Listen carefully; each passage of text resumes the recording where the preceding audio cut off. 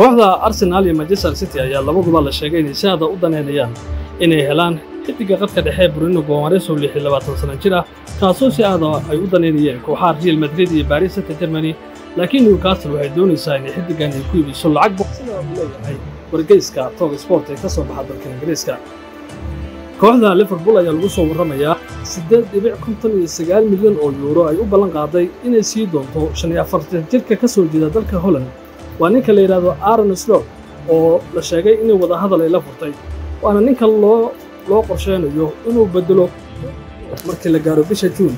waxaa la sheegay in haatan labada dhinac ay heshiis hordhac ay gaareen isla markaana tababarahan kooxda Feyenoord uu soo wareegi doono horyaalka Ingiriiska marka bisha June la gaaro. arrintan waxay ka dambeysay kadib markii uu fashil ku yimid maalin ka hor wada hadal kooxda Liverpool ay la yeelatay tababaraha kooxda FC Porto kaasoo la sheegay in lagu heshiin waayay isla markaasna isniintii uu dib ugu laabtay dalka Boortaqiiska.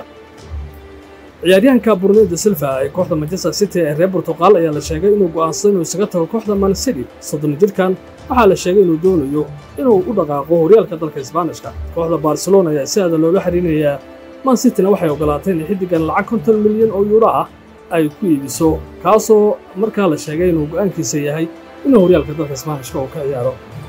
kooxda Chelsea waxaa la sheegay inay doonayso xiisan ay u hayso ciyaaryahanka la yiraahdo Castello Lukeba 22 jirkan ayaa soo jiitay waxaana la sheegay inay doonayso in xidigan ay kala hadasho kooxda RB Leipzig. RB Leipzig waxay ku doonaysaa lacag 60 milyan oo euro ah inay ku iibiso wuxuuna xidigan ka mid yahay xidigaha horyaalka dalka Jarmalka si aad uga dhex muuqda. kooxda Chelsea waxay sheegtay inay haatan wada hadal labada dhinac ay u socdaan. difaaca kooxda Chelsea ee reer Brazil Thiago Silva ayaa go'aansaday inuu iska dhaqaaqo horyaalka dalka Ingiriiska. Brazil ayuu ku sii jeedaa 39 jirkan heshiis ayuu la gaaray la leeyahay kooxda Fiorentina waxaana la sheegay in heshiiskaasi iminka uu yahay mid gabagaba ah lana filayo marka la gaaro bisha June inuu si rasmi ah horyaalka dalka Brazil ugu biro. kooxda Manchester United waxay si aad u daneynaysaa difaaca Alessandro Bastoni ee kooxda Inter Milan 25 jirkan ay ku doonaysaa inay ku soo qaato 52 milyan oo euro laakiin kooxda Inter Milan ayaa ku faraadeegaysa si haynta Bastoni mana muuqato sida la leeyahay baahi haatan Inter ay u qabto inay xidigan iibiso. kooxda Feyenoord ayaa la sheegay in si aad u xiiseynayso 23 jirka kooxda Tottenham ee reer Spain ninka la yiraahdo Bayern Gil waxaa la sheegay inay xaajoodka la sameynayso kooxda Tottenham. xidigan wuxuu go'aansaday inuu isaga dhaqaaqo kooxda Tottenham laakiin weli ma jiro go'aan rasmi ah oo labada dhinac ka soo baxay iyo heshiis ay labada kooxood ka gaareen. qiimaha ay Feyenoord ku doonayso weli ma soo bandhigin. Oliver Giroud oo 37 jir ayaa maanta xirtay maaliyadda kooxda Los Angeles ee dalka Mareykanka waxaana ugu biira beeca xorta ah asoo kaga biiray kooxda AC Milan. xidigan ayaa heshiis 2 sano qalinka ugu doogay waxaana la sheegay in uu aad ugu faraxsan yahay horyaalka dalka Mareykanka. waxa uu sheegay Giroud in horyaalka Mareykanka uu yahay horyaal weyn oo ay ka ciyaaraan xidiga waaweyn oo ka mid ah Lionel Messi. Man United waxay si aad u xiiseynaysaa 17 jirka ka soo jeeda dalka Norway ee qadka dhaxa kubadda ka qaarbeeya ninka leeyahay Neyban.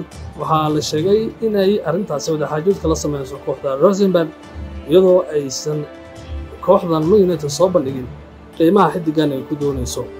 tababaraha kooxda Man United Ten Hag ayaa waxa la siiyay fursadiisii ugu dambeysay ee shaqada kooxda Man United kadib kulan xalay guddiga fulinta ee kooxdaasi ay ku yeesheen magaalada Manchester. waxaa la sheegay in kulankaasi oo goor dambe dhacay lagu go'aamiyay in Ten Hag la siiyo fursadda ugu dambayso ah inuu qaado koobka FA Cup-ka oo ay kooxda Man United ay taagan tahay finaalka.